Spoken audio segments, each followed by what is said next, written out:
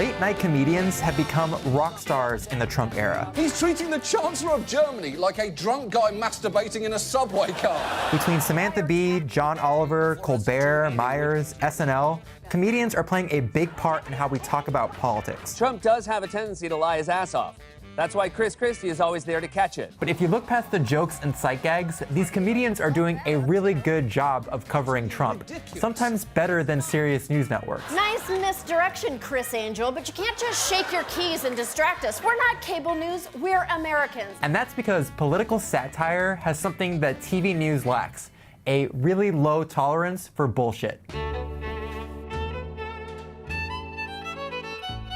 Part of what makes Trump such an easy target for satire is that a lot of what he says is ridiculous. I know more about ISIS than the generals do. That makes him a goldmine for political comedians. How low has President Obama gone to tap my phones? But it poses a real challenge for traditional journalists who aren't used to covering someone like Trump. The news media sort of seems like it has to take it seriously in order to be taken seriously. This is Sophia McLennan. She's written a couple of books about how political satire makes us smarter news consumers. And she argues that part of why satire is better at covering Trump is that traditional journalists don't always know when to call bullshit. Look at what happened after Trump tweeted that Obama had wiretapped his phones at Trump Tower. Comedians all covered it basically the same way. They said it was baseless. Trump has not produced a shred of evidence. There is no evidence for Trump's claims. Pointed out that it came from a fringe conspiracy theorist. A doolally radio host. Right-wing radio host and unlicensed gynecologist Mark Levin. And then made clear how bonkers this whole thing was. The craziest thing about Trump calling for an investigation without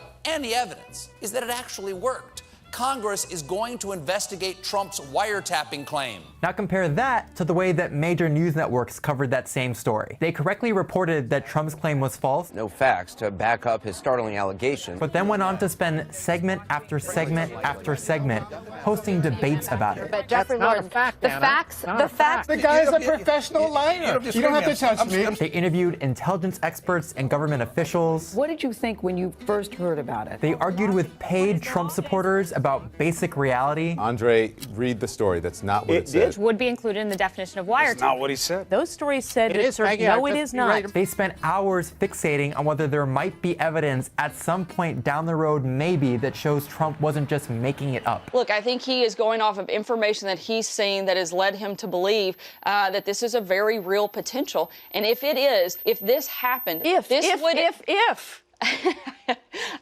The problem with this kind of coverage isn't that it's inaccurate, it's that it takes bullshit way too seriously. There could be something that comes out in 2 weeks, and if there is, we're having a different conversation. It'd be like hosting a serious debate about whether the earth is flat, or whether Celine Dion can sing, or whether I wear underwear on recording days. Dude.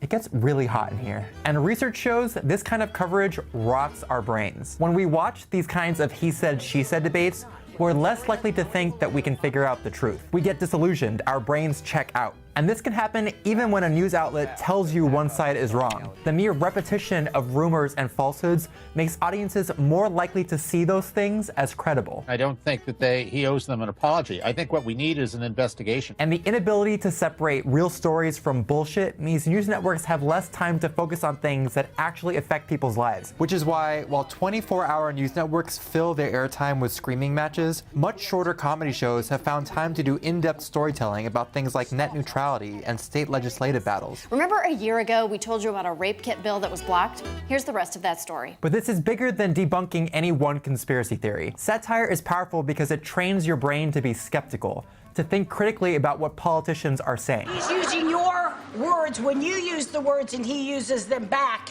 It's circular using of the word, and that's from you. Political satire is about showing you that the system is faking you out. It's kind of opening your eyes to basically lying. Yeah, that's a guy who's definitely lying. It fires up the mind to say, this doesn't seem right. Look at the coverage of Trump's address to Congress in February. TV news commentators applauded his presidential tone. Not only was he more presidential, He was a politician. Truly extraordinary moment. That was one of the most extraordinary moments. It was the comedians who saw through the theater of Trump's performance. Trump may have changed his tone, but that doesn't change the content of what he said. Managed to talk about his dystopian agenda using an indoor voice. Hooray! In cases like this, satire isn't debunking specific falsehoods. It's encouraging you to look behind the curtain, to recognize bullshit artistry and laugh at it, even when journalists don't get the joke. If pundits set the bar for President Trump any lower, even Jeff Sessions won't be able to walk under it without bumping his head. Thankfully, some journalists are starting to get the joke, like CNN host and permanent fixture on my vision board, Jake Tapper. Tapper has started using sarcasm and humor to deal with his visible frustration with covering Trump. Obama tapped my phone island. Population? President Trump. Listen to his reaction when a Trump supporter accuses him of nitpicking Trump's comments. Just beating down on certain little one-word sentences. How dare we cover the comments he makes? Woo.